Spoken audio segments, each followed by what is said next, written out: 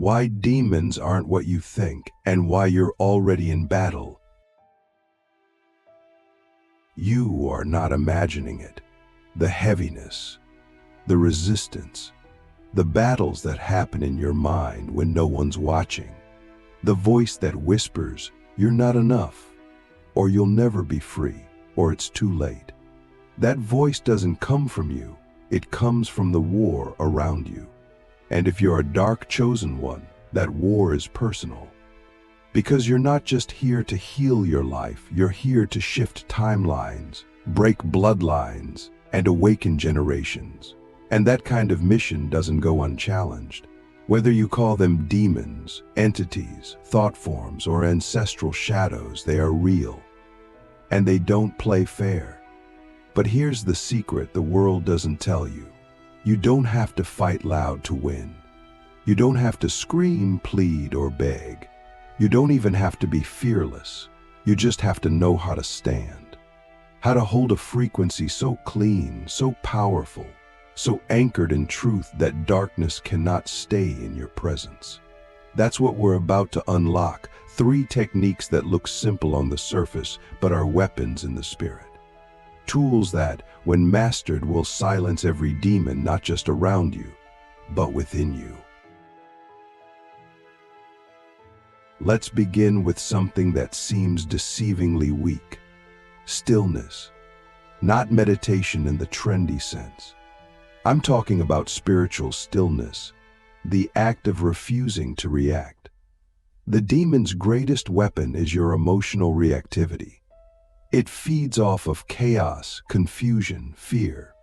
When you lash out, spiral, or overthink, you create openings. But when you enter stillness, you shift dimensions. You step out of the battlefield and into the throne room.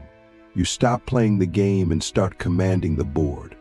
Stillness is not passive, it's strategic. It tells the darkness, "I see you, but I will not dance with you." It resets your nervous system, clears astral interference, and reclaims your energy. Stillness sends a message to every dark frequency. You no longer get to dictate my state. And here's the challenge: can you sit in stillness when your emotions scream for a reaction? When the phone rings, the texts flood in, the anxiety rises. That's when you train. That's when your silence becomes a sword. The second technique is naming. Not just speaking, but naming with precision. Every demon hides in vagueness. It lives in the gray areas of your mind where you avoid clarity. That's why it loves denial.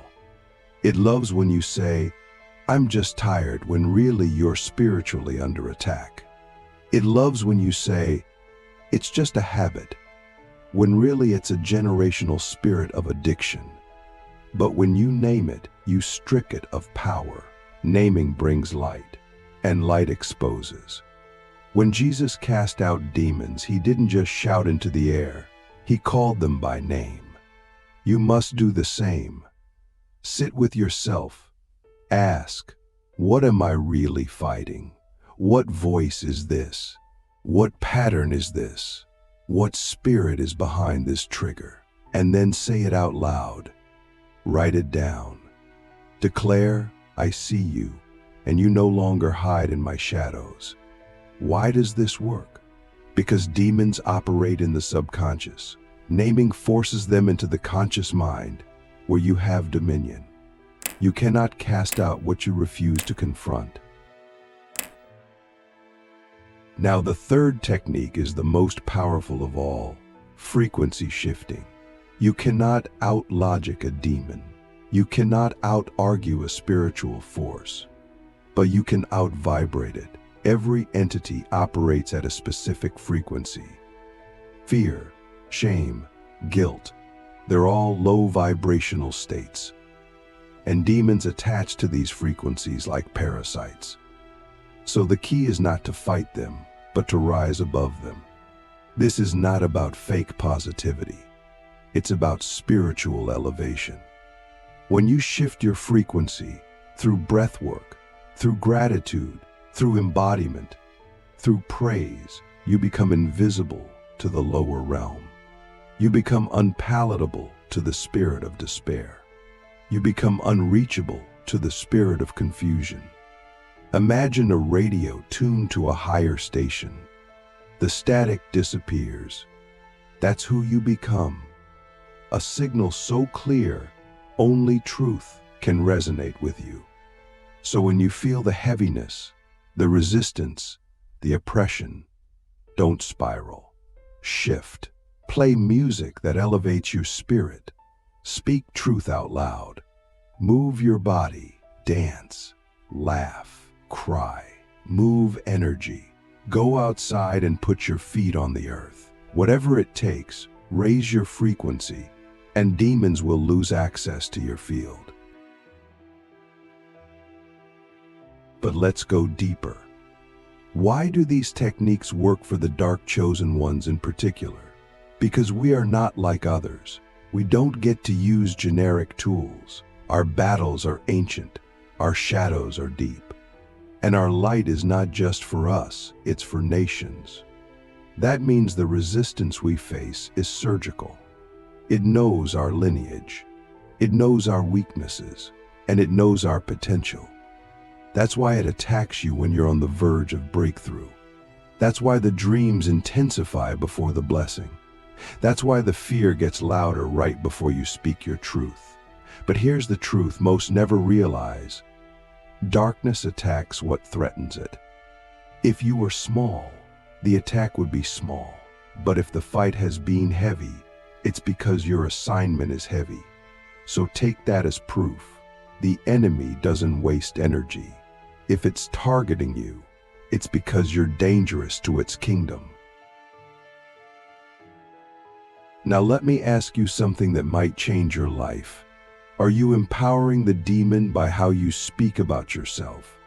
Because the words you speak are agreements. Every time you say, "I can't," or "I'm broken," or "nothing ever works for me," you are signing contracts in the spirit. And demons love contracts. They feed on your declarations. But what if you flipped the script? What if you started declaring, even in your weakest moments, "I am rising. I am chosen. I am becoming who I was sent here to be," even if you don't feel it, even if your voice shakes. Because those declarations don't just change your mood, they change your atmosphere. They send out a frequency that commands alignment. You don't just speak affirmations, you speak eviction notices. And finally, understand this. Silence isn't always the absence of sound. Sometimes, it's the absence of agreement. When you stop agreeing with the lies, the shame, the fear, you create silence. When you stop engaging with the drama, the triggers, the distractions, you create silence. And in that silence, something sacred happens. God speaks, not in thunder, but in whisper. Not in chaos, but in clarity. And suddenly, you realize the demons were never as powerful as you thought. They were loud, they were persistent, but they were never stronger than the truth inside you. The moment you remember who you are, the war begins to end. Not because the darkness disappears, but because you stop feeding it. You stop fearing it. You stop identifying with it. And you rise, not with noise, but with knowing. Let me ask you this before we continue. What would your life look like if you stopped reacting to every attack and started responding with wisdom? What would shift if you stopped trying to fight everything and instead learned to stand in a frequency that darkness can't enter? The frequency of fire, how to hold your ground when hell breaks loose. There will be moments where everything seems to collapse at once. Not just one area of your life, but all of it. Your relationships, your finances, your health, your confidence, your clarity. It will feel like hell itself has found your address. And you'll wonder, what did I do wrong? But here's the truth most people never hear. When you are a dark chosen one, collapse is not a punishment. It's a purification. It's fire sent not to destroy you, but to reveal you. Because fire only consumes what is false. It burns the masks, the compromises, the attachments, the illusions. It leaves behind only what is real, what is aligned with your soul's mission. So when hell breaks loose, you must ask a better question. Not why is this happening to me, but what is this fire trying to burn off of me? Because if you can sit in the fire without running, without blaming, without closing, something sacred will happen. You will become untouchable. The second you stop trying to escape the fire and start listening to it, your frequency changes. You stop reacting in panic and you start responding in presence. And that shift, though invisible, is everything. Because demons don't need to defeat you. They just need to lower your frequency. That's the real battle. They want to pull you into fear, into urgency, into desperation, because that's where you become manipulatable. But when you hold your ground in the fire, when you refuse to speak from fear, to move from lack, to collapse into shame, you become dangerous. You become a frequency that cannot be touched. Because your power isn't in your words, it's in your resonance. And when your resonance is clean, everything around you shifts. People start to behave differently. Opportunities start to align. Attacks begin to bounce off. Not because you became louder, but because you became clearer. To hold your ground in fire, you must master discipline over emotion. This doesn't mean suppressing your feelings. It means not worshiping them. You can feel fear without being led by it. You can feel grief without being swallowed by it. You can feel anger without becoming destructive. This is what it means to be spiritually mature. Most people think spiritual power means being calm and peaceful all the time. But real power is what you do in the storm. When the voices are loud, when the triggers are raw, when the betrayal stings, can you still choose alignment? Can you still choose silence over reaction, clarity over control, trust over panic? That's what separates the spiritually gifted from the spiritually grounded. Gifts can be given, but grounding must be built, day by day, choice by choice, fire by fire. Here's the truth. Demons don't fear your prayers when your energy is scattered. They don't fear your affirmations when your nervous system is dysregulated. They only fear your consistency, your refusal to quit, your refusal to collapse, your refusal to participate in your own sabotage. You don't have to be perfect. You just have to be unavailable to the lie. And that takes practice, actual, daily practice. Not just spiritual highs, but spiritual habits. Waking up and choosing silence before stimulation. Speaking truth over your body before the world speaks fear into your mind. Clearing your field before you step into situations that drain your energy. You must become the kind of person that demons recognize, not because you're loud, but because they've tried everything and nothing sticks anymore. You've become too clear to cling to. There will be times when the fire takes things from you, people you loved, dreams you held, identities you built, and it will feel cruel. But you must understand, the fire removes only what is not aligned with your next level.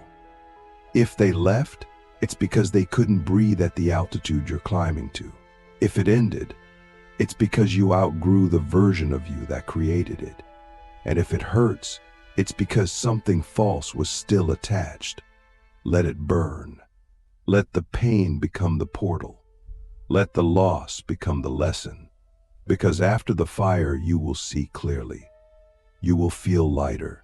You will walk with a sense of authority that cannot be taught. It must be earned. And that authority is what silences every demon. Not because you screamed louder, but because you walked through fire and didn't flinch. Now let me ask you something that might shift your entire relationship with hardship. What if the fire is not here to break you, but to confirm you? What if every attack is actually an announcement, a sign that the next level is so close, darkness is trying to stop you before you reach it? What if the storm is not proof of failure, but evidence of transformation? You must stop interpreting resistance as rejection. You must stop interpreting pain as punishment. Because once you realize the fire is your training ground, you stop fearing it. You start using it. You start walking into hard conversations with clarity. You start facing your triggers with curiosity. You start showing up for yourself, not just when it's easy, but especially when it's not. That's when you become unshakable. That's when you become free. One final truth: demons don't fear your light. They fear your integration. Because unintegrated light is chaotic, it's inconsistent, it's easily hijacked by ego. But integrated light, that's holy, that's grounded, that's humble, that's silent and sovereign and sharp at the same time. And that's what the fire is forging in you. Not a version of you that's always happy or always strong, but a version of you that is so in alignment that nothing outside of you can distort what's within you. And when you reach that point, you don't need to scream at demons anymore. You don't need to fight battles that aren't yours. You walk into the room, and the room remembers who you are. Not because it sees your face, but because it feels your frequency. And that frequency says one thing: I've been through fire, and I came out forged, not broken. Becoming the atmosphere where no demon can dwell. There is a level of spiritual maturity where you no longer just protect your peace, you become peace. You no longer just clear the energy of a room, you are the energy of the room. And when you reach that level, demons don't just avoid you. They can't exist in your field. They suffocate in your silence. They unravel in your clarity. They dissolve in your presence. This is not superstition, it's spiritual law. Every spirit thrives in a specific atmosphere. Fear needs fear to live. Confusion needs chaos. Shame needs secrecy. But when you become an atmosphere of truth, of integrity, of grounded love, there's no place for them to land. They can knock, they can whisper, but they cannot enter, because your field becomes sealed, not by force, but by alignment. And that alignment is what we are now called to master, not just in moments, but as a lifestyle. To become the atmosphere, you must first own everything in your field. No more hiding, no more bypassing, no more blaming others for your triggers. The final seal is forged through radical responsibility. Every thought you allow, every emotion you suppress, every word you speak, it all becomes material that builds your energetic ecosystem. So ask yourself, what am I hosting? Because every day you are hosting something. Are you hosting resentment? Are you hosting lack? Are you hosting judgment? Or are you hosting presence, power, peace? You can't fake this.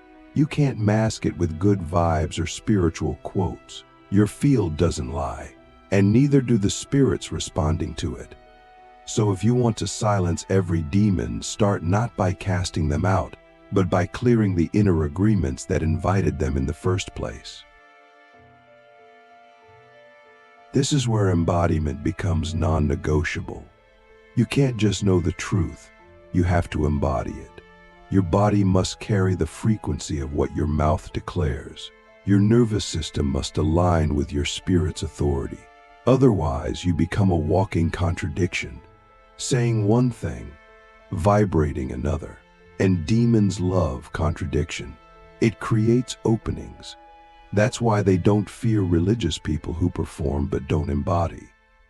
They fear the ones who have done the work in silence, the ones who have faced themselves in the dark, the ones who don't need to prove anything because their being speaks louder than their words. That's what you must become, a living vibration of truth, not perfection, not performance, just pure, integrated presence. That's the final seal.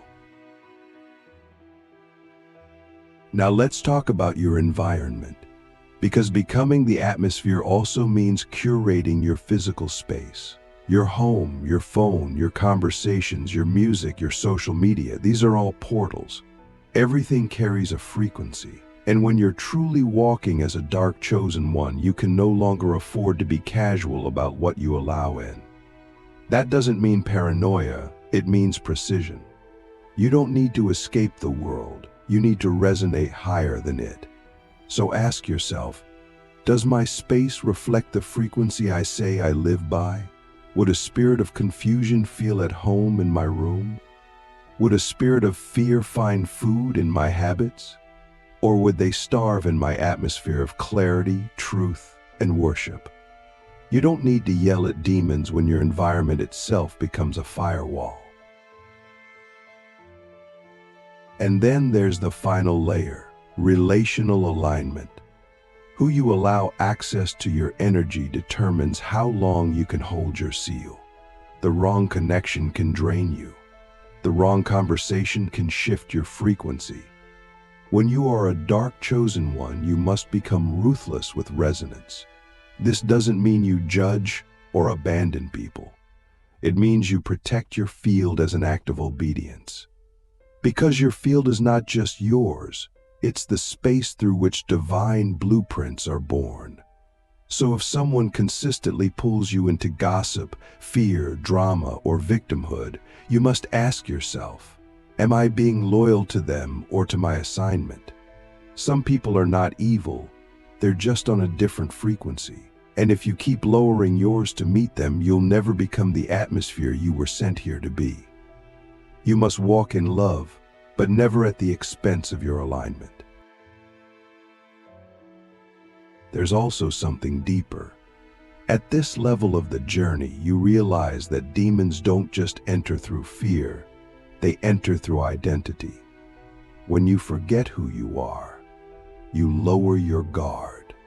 You accept what isn't yours. You tolerate what you once cast out. That's why the most powerful weapon you have is remembrance. Remembering who you are in the spirit.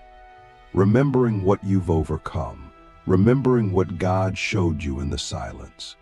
Because demons don't fear your name, they fear your knowing.